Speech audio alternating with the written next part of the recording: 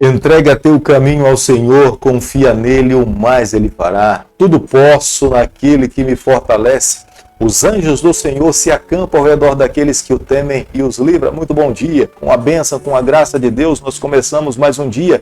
A cada dia que recebemos das mãos do Senhor, o nosso coração se enche de alegria, na expectativa de vermos o nosso Salvador Jesus voltar e nos encontrarmos com Ele, vivermos com Ele para todo sempre.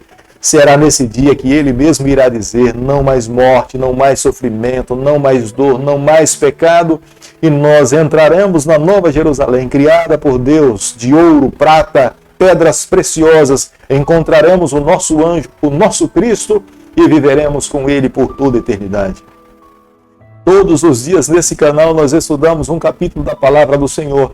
E nessa manhã eu convido você a ter nas mãos a Palavra de Deus no livro de Ezequiel, capítulo 44, o versículo 1. Então o homem me fez voltar para o caminho da porta exterior do santuário, que olha para o oriente, a qual estava fechada. O Deus que nós servimos é um Deus que nos faz promessa, mesmo sabendo que as suas promessas não irão se cumprir. Não porque Ele não queira que se cumpra, mas porque Ele conhecia o coração do seu povo. Mas mesmo assim, Ele enche o coração dos seus filhos de muitas promessas. Mas o desejo final de Deus era que os seus filhos entendessem a sua vontade e entregassem o seu coração nas suas mãos, porque a vontade de fato de Deus era viver no meio do seu povo. As promessas que Deus faz aos seus filhos, elas eram condicionais. Se eles fossem fiéis, Deus ao pé da letra cumpriria com a sua parte. Mas Ele esperava também que os seus filhos, ao pé da letra, cumprissem em fidelidade servindo ao Senhor. No versículo 1 do capítulo que nós estamos estudando nessa manhã, o homem divino que conduzia o profeta Ezequiel fez ele retornar da porta que estava fechada, a porta que estava santificada para que somente Deus passasse por ela. Essa porta, nenhum homem mortal poderia passar por ali, somente o Senhor. Quando Deus falava nesses termos com os seus filhos, porque Deus pedia para que o profeta Ezequiel falasse essa mensagem para o seu povo, Deus estava levando o seu povo a fazer uma distinção na vida espiritual, separar-se do pecado e viver uma vida exclusiva santa para o Senhor. Quando Deus estava falando dele, era o que ele esperava que os seus filhos compreendessem, que vivesse nesse nível de santidade, que se tornasse o ideal, viver essa santidade ao lado do seu Deus. Hoje, essa porta lá no Oriente, ela é chamada de Porta Dourada, a Porta Leste. Os muçulmanos até hoje não permitem que essa porta seja aberta. Os muçulmanos, quando estavam sob o domínio sobre o povo de Jerusalém, eles trancaram essa porta dourada e estabeleceram um cemitério que desce até o vale de Cedron, contaminando essa entrada para que os príncipes judeus não entrassem por ali, porque eles acreditavam que no futuro essa profecia iria se cumprir, somente Deus passaria por ela. Ezequiel capítulo 44, versículo 3, a Bíblia diz o seguinte: quanto ao príncipe, ele se assentará ali por ser príncipe, para comer o pão diante do Senhor. Pelo vestíbulo da porta entrará e por aí mesmo sairá. Os rabinos daquela época, eles acreditavam que essa mensagem do versículo 3 iria ser aplicada à vida do Messias. Mas nós podemos claramente perceber que não era para o Messias, é Jesus Cristo, porque esse príncipe, ele faria expiação pelos seus próprios pecados. Jesus nunca pecou, Jesus nunca se envolveu em pecado, e ele também contrairia matrimônio, teria filhos, e ele mesmo iria fazer sacrifício em prol de outras pessoas. É por essas razões que conseguimos compreender que não se refere ao Messias, a Jesus Cristo. Aqueles que querem de fato servir a Deus com todas as suas forças saberiam que deveriam viver essa vida de obediência ao que Deus estava pedindo para todo adorador.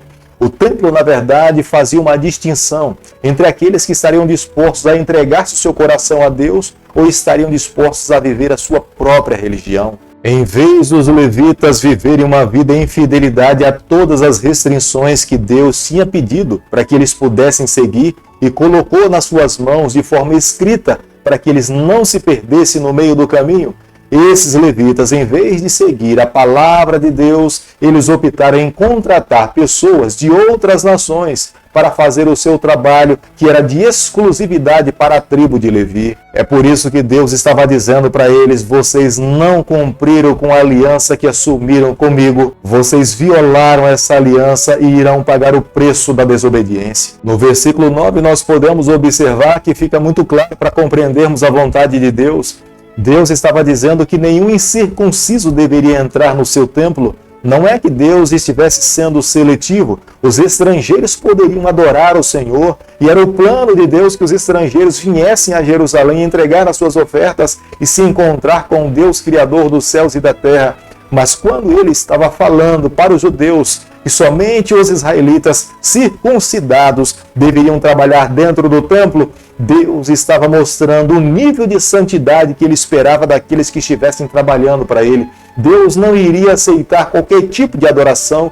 Se ele pedia que deveria ser daquela forma, não seriam os seres humanos que deveriam mudar aquilo que Deus estava estabelecendo. No versículo 18 e 19 do capítulo que nós estamos estudando nessa manhã, o nível de santidade que Deus esperava que os seus filhos entendessem da parte dele estava incluso a própria vestimenta do próprio sacerdote.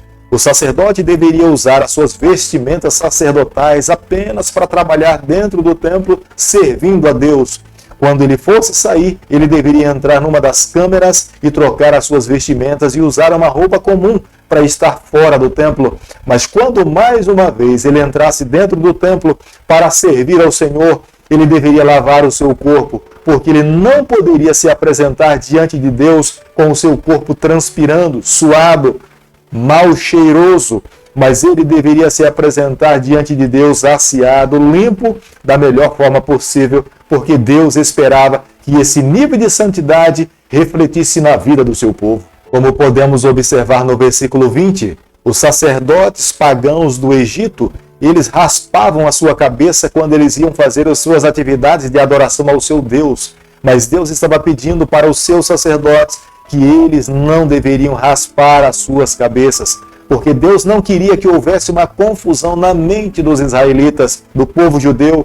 Deus queria que o seu povo entendesse claramente que ele jamais poderia ser comparado a outros deuses. A adoração esperada pelo Deus de Abraão, pelo Deus de Isaac, era exclusiva, única e verdadeira. Se os seus filhos quisessem manter comunhão com ele, eles deveriam viver em fidelidade aos seus ensinamentos. Ezequiel capítulo 44, versículo 23, a Bíblia diz o seguinte: ao meu povo ensinarão a distinguir entre o santo e o profano, e o farão discernir entre o imundo e o limpo. Quem tinha nas mãos a grande responsabilidade de educar, mostrar a toda uma nação a vontade de Deus, eram os sacerdotes, os levitas. Eles eram os porta-voz do Senhor. Eles tinham nas mãos a lei de Deus. Eles eram responsáveis para abrir a Bíblia e mostrar às pessoas a vontade do Senhor nos seus dias. Se por alguma razão o povo de Deus não fosse instruídos, Deus iria responsabilizar os seus sacerdotes por não cumprir o papel, por não ensinar a verdade. Hoje nós temos em nossas mãos também a palavra do Senhor.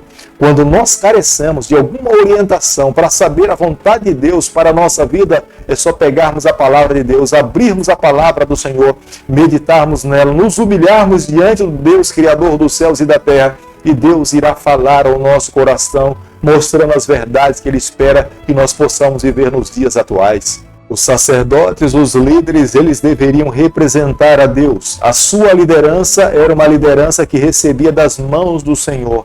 Deus os colocava ali para representar ao Senhor, mas eles deveriam ser fiéis àquilo que Deus pedia que eles fizessem. E eles deveriam falar, eles deveriam clamar e interceder por uma nação.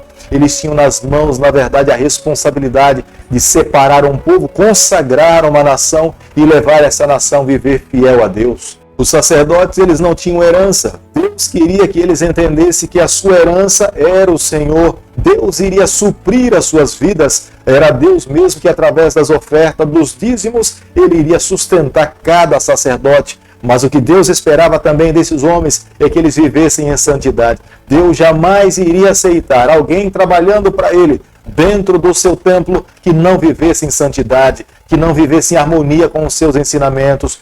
Quando o próprio sacerdote ou o sumo sacerdote tivesse que ministrar no lugar santo, ou no lugar santíssimo, seria ele mesmo que deveria abrir o seu coração, confessar os seus pecados e buscar viver em harmonia com a vontade do Senhor. Aquele que vivesse dessa forma teria a bênção de Deus. Querido amigo, não é porque muitas profecias não se cumpriram no passado que as profecias que nós encontramos na palavra de Deus não irão se cumprir nos nossos dias. Você pode ter plena certeza na plenitude do tempo, nós não sabemos quando, mas o nosso Salvador um dia voltará aqui a essa terra. Da mesma forma como Jesus Cristo um dia colocou os seus pés aqui nesse mundo, mais uma vez ele voltará para completar o seu ato de remissão dos seus filhos que se encontram nesse mundo. Jesus morreu na cruz do Calvário, mas se ele não voltar aqui a essa terra para levar-nos para viver com ele eternamente, a sua vida, a sua morte na cruz não teve nenhum valor. Jesus morreu para nos dar vida, mas se Jesus não voltar para levar os seus filhos para viver com ele, a sua morte não fará sentido. Nós aguardamos, nós esperamos, nós sonhamos com esse encontro, nós queremos tocar nas mãos do nosso Mestre, nós queremos estar ao lado dele por toda a eternidade, nós queremos viver com ele na Nova Jerusalém, seguro de todo mal, de todo pecado, livre de todo sofrimento, estando ao lado dos nossos queridos e ao lado do nosso Deus, pelos séculos, pelos milênios e por toda a eternidade. Querido Pai, sonhamos por esse momento, queremos viver para Ti. Toma o nosso coração, nos conceda a graça de viver dessa forma. Esteja ao nosso lado em todo momento, é o que nós te pedimos e te agradecemos e o fazemos em nome de Jesus. Que o Senhor te abençoe e te guarde, que Ele faça resplandecer o seu rosto sobre você, que Ele tenha misericórdia de você, e sobre você nessa manhã Ele levante seu rosto e conceda a sua paz em nome de Jesus. Amém.